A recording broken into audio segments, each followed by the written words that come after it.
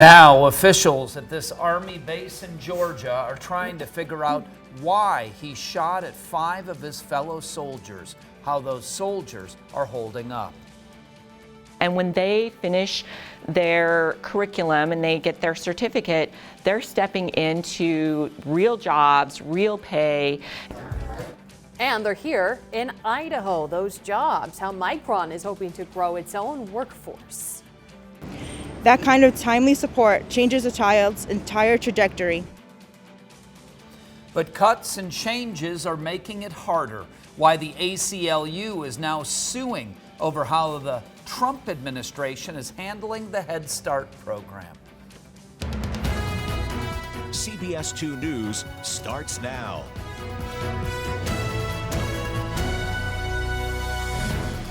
Good afternoon. No more threat to the U.S. Army's Fort Stewart in Georgia after the arrest of a shooter. And we are learning more about that person and how the 5 fellow soldiers shot are doing.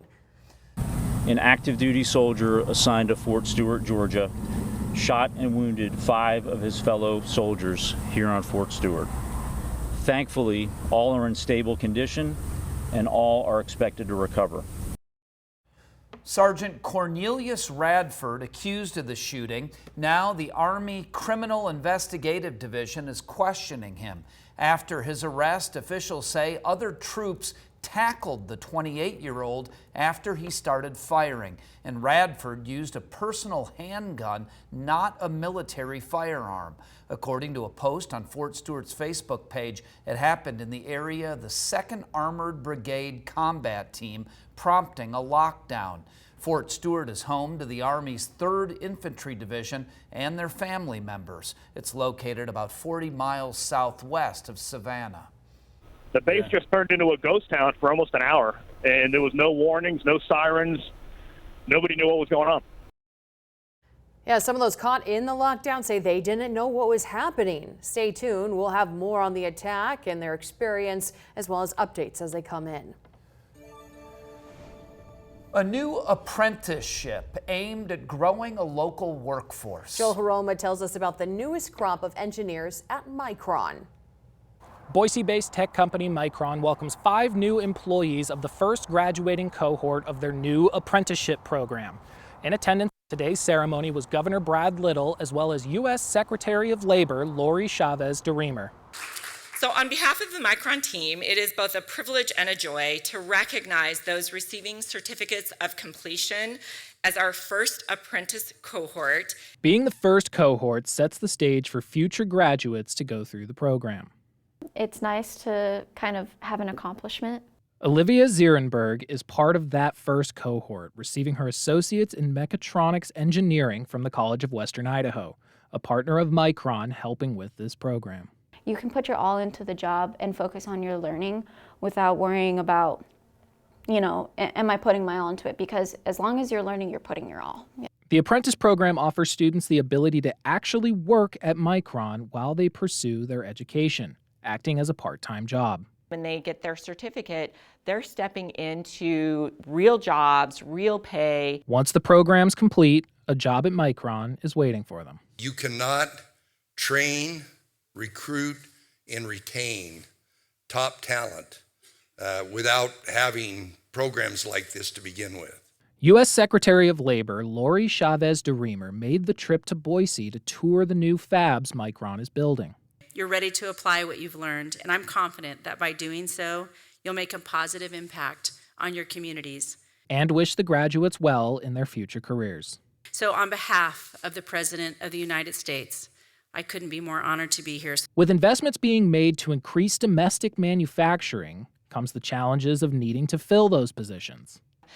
Speed is important. We have to have the workforce ready to go. Micron is focusing their efforts locally. So we really do tailor and market for the local community for our apprenticeship opportunities. And with over 3,000 jobs still left to fill, they're looking for anyone on their education journey. We have been very, very intentional about investing in pathways that attract all ages. With a new cohort on the way, Zierenberg had some words of encouragement to share. You can do anything that you want, because if you want, you work hard enough for it and you put your all into it, you're going to go somewhere.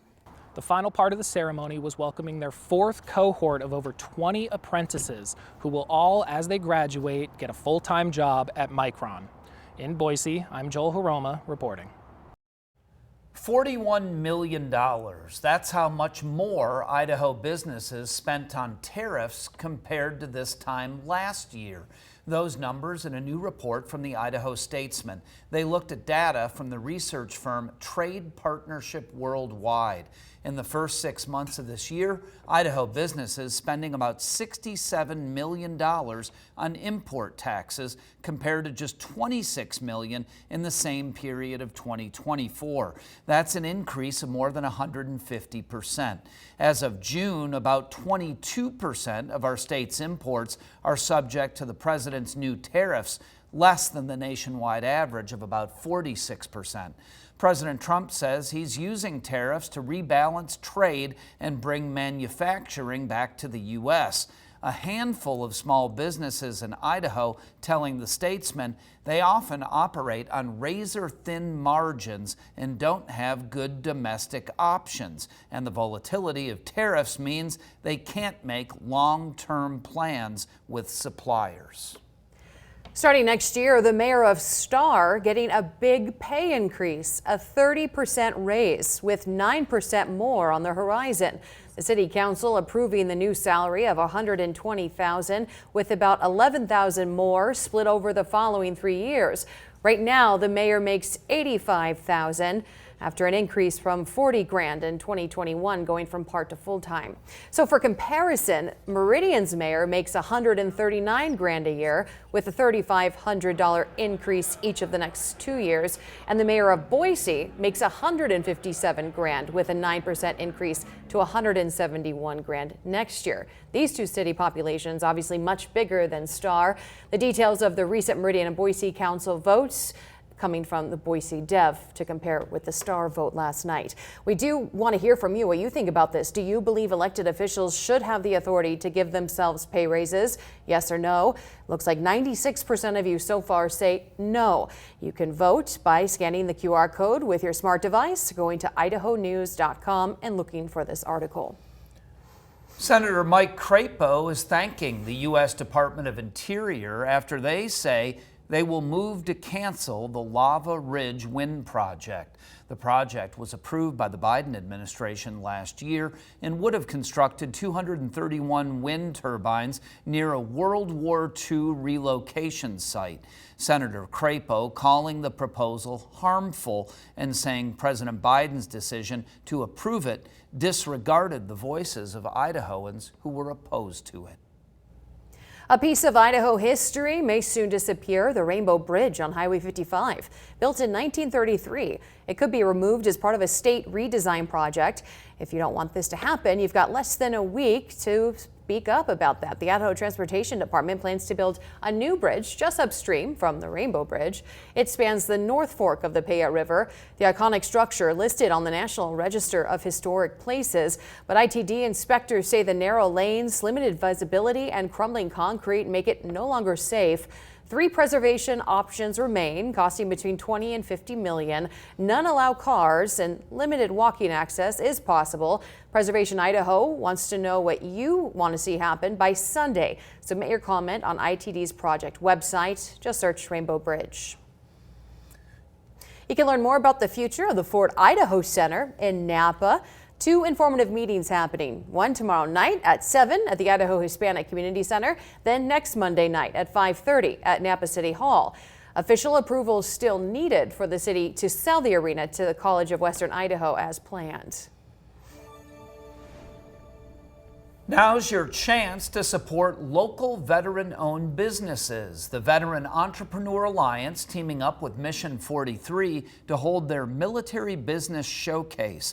This event designed for those who have a military background and are looking to grow their business. VEA founder Isaac Belden says the event will offer opportunities to connect with customers, partners, and fellow entrepreneurs.